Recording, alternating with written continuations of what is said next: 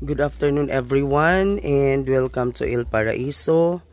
This is Doc Del once again, your plantito here in Mindanao.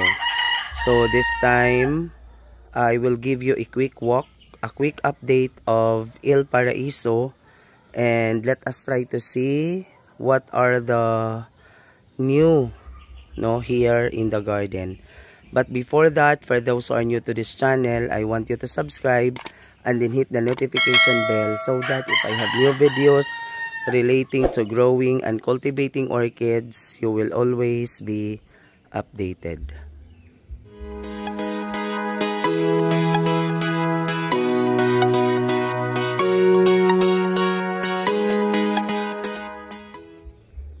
Okay, so this time, excited po ako na may ipapakita sa inyo. Ito yung Marie na nabili ko kay Sir Jonaldo Palpagal, and I am excited to give you an update because meron na po siyang spike, So meron na po siyang spike, napakaganda po ng tubo ng Marie. And then tama nga po yung sabi ni Sir Jonaldo na talagang mas maganda siya na idikit siya sa kahoy. Okay, tingnan ninyo, napakaganda po. Meron siyang mga magagandang ugat dito at doon sa kabila, and then dito sa baba. Napaka-healthy po ng kanyang mga roots. Okay, so ito yung Marie, yan po, So napaka-healthy po niya. So that adds actually the reason kung bakit madali siyang spike dito sa garden. So besides this is already in blooming size nung mabili ko siya kay Sir Jonaldo Palpagal. Sir John, napakaganda po ng tubo ng Marie, and thank you also thank you also for having this one, kasi yung nabili natin sa dati talagang hindi ko siya na alagaan ng mabuti. So this time, I have to take good care of this Marie. So thank you so much, Sir June. Okay, so another update. Yung kalilipat ko lang na kalilipat ko lang na iridis. Tingnan ninyo. Okay yan po. Sayang lang kasi actually meron siyang 3 spikes, kaso nga lang nalaglag siya kasi yung kahoy medyo nalanta na, so nalaglag siya. Yung isa nabali, and then yung isa doon din, ito ay bali rin siya, pero meron pang natira na mga flowers, kaya yan po, tingnan nyo, putol, halata naman na putol yung kanyang spike.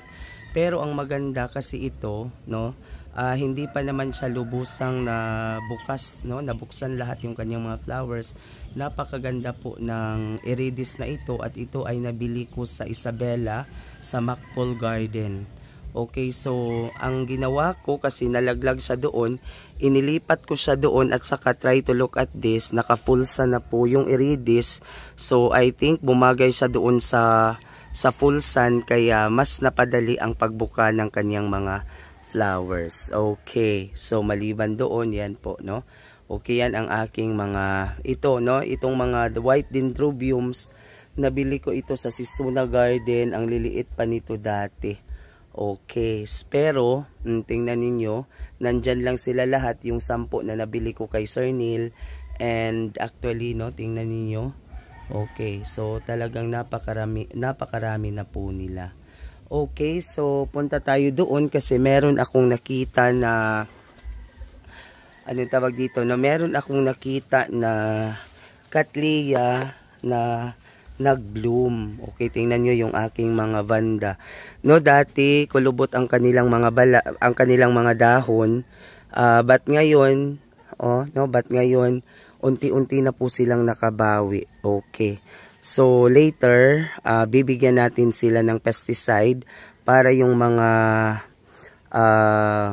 insekto, yung mga peste, maagapan natin, para tuloy-tuloy ang ganda ng pagtubo ng aking mga banda. Okay, tingnan ninyo sila, napakaganda po. And then So I want you also to see this one, no? Ito yung Loki na nabili, bigay lang ito ni Sir John sa akin. Okay, Sir John, malaki na po.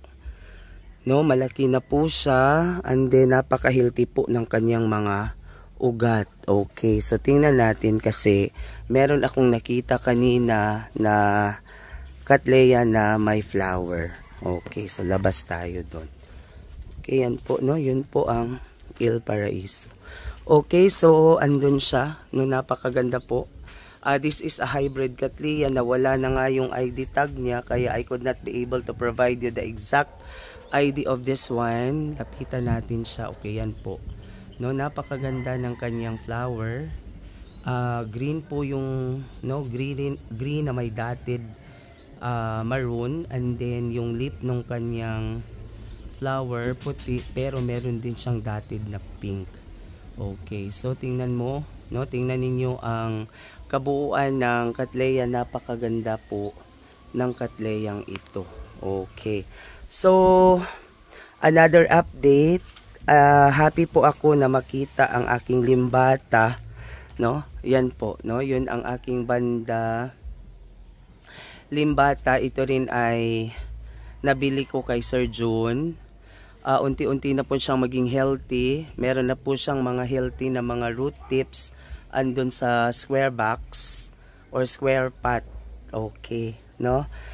So hopefully, no, this banda here, ito, no, tingnan ninyo, napakaganda na po nila tingnan, and hopefully this could be able to provide more blooms here at Il Paraiso. Actually, meron pa akong mga banda na nabili sa gardeners at kay Sir Rowell, no, meron pa akong naka-reserve na banda kay Sir Neil.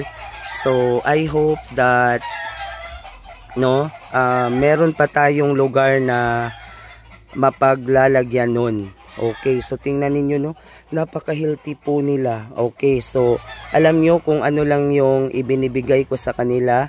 I only provide them a balanced fertilizer, no? Balanced fertilizer po yung binigay ko sa kanila.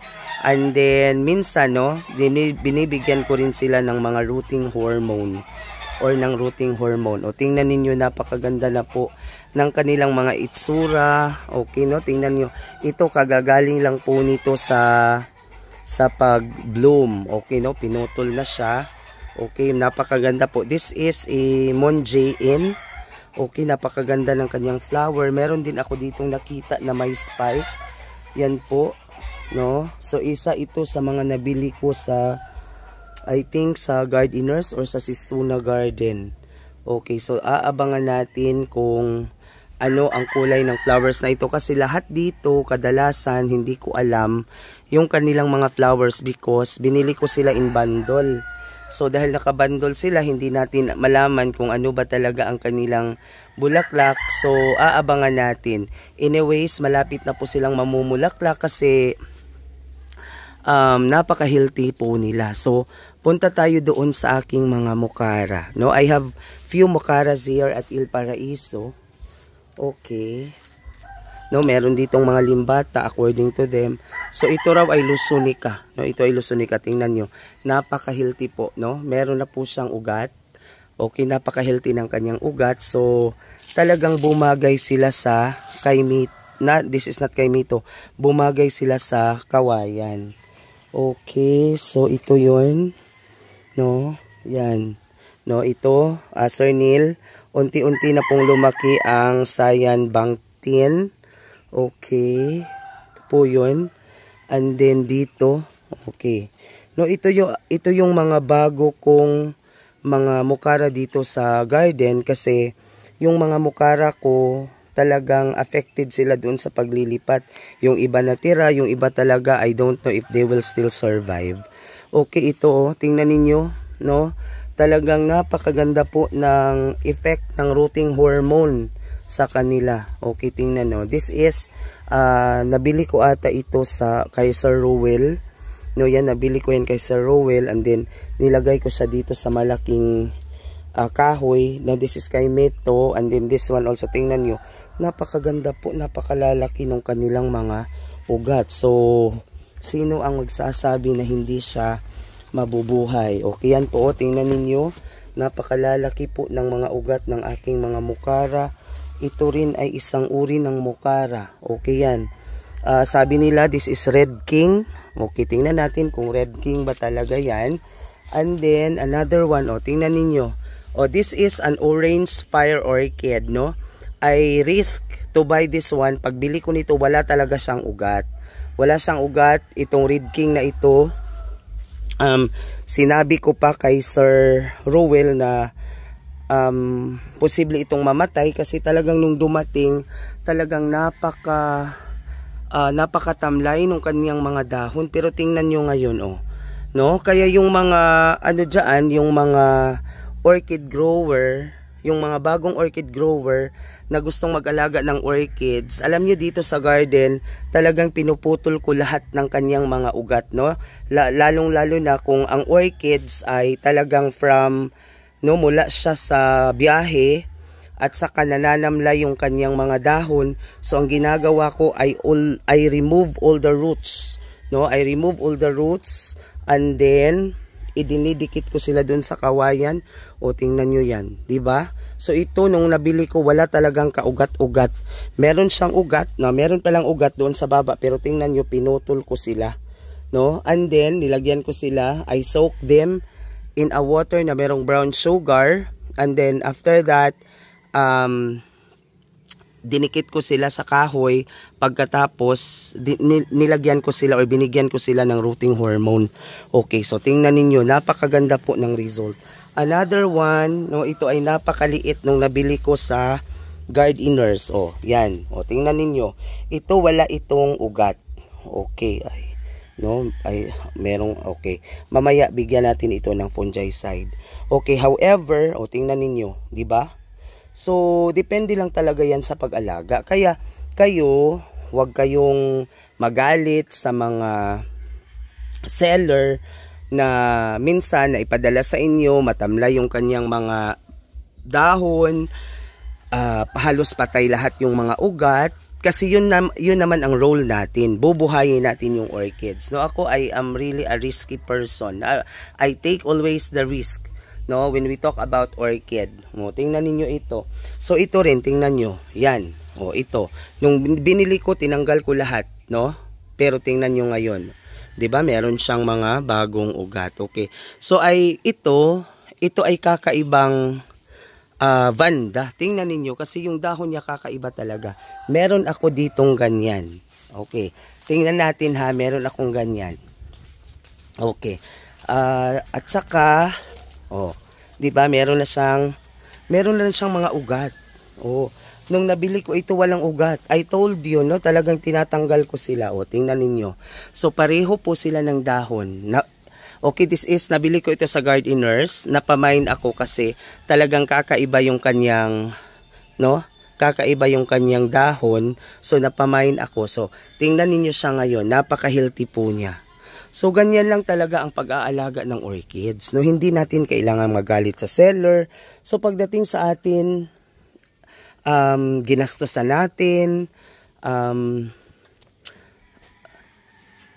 yung pera na pambayad natin, atin yung, no, kumbaga, may effort tayo doon.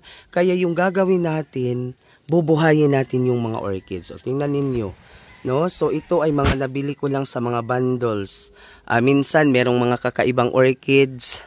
Meron akong nabili dito kay Ma'am Maricel Pellegrino. No, meron akong nabili sa kanya. Ernest Chu at saka yung isa yung dark violet talaga, no? Talagang napaka-purple niya, pero I hope that would be the flower because nung nabili ko, gusto ko sana may bulaklak, kaso yung napadala niya ay wala. So, okay lang, no? Bubuhayin natin yan. Tingnan mo. Ito, nung nabili ko. So, when I bought this one, tingnan nyo, napakatangkad na niya. Nabili ko ito. Walang, okay, ito lang, no? Ito lang yung ugat. Pero tingnan nyo ngayon, no? Diba? So, it has something to do with how are you going to take good care of your orchids. So, sana, mapaparami natin ito dito sa El Paraiso, and time will come na tayo din naman ang mag-share sa iba. Okay, so as what I have said, this is a quick walk. Punta tayo doon sa aking mga waling-waling. Okay, yan, no? So this section here, ito yung mga waling-waling. So yung aking mga waling-waling meron na po siyang mga bagong ugat. Yan po. No? So dito talaga this section is composed of pure breed ng waling-waling, Vanda Sanderiana and Sanderiana alba. There are also crosses. Okay, tingnan ninyo ito ha. I will give you an example. Okay, so ito. I take the risk to purchase this one. No, kasi sabi nila, this is iwaling-waling. Okay, tingnan natin. So, nung binili ko ito, halos lahat, halos lahat patay ang ugat. Okay. Patay ang ugat, tingnan nyo yung nasa, okay, no? Pero tingnan nyo siya ngayon.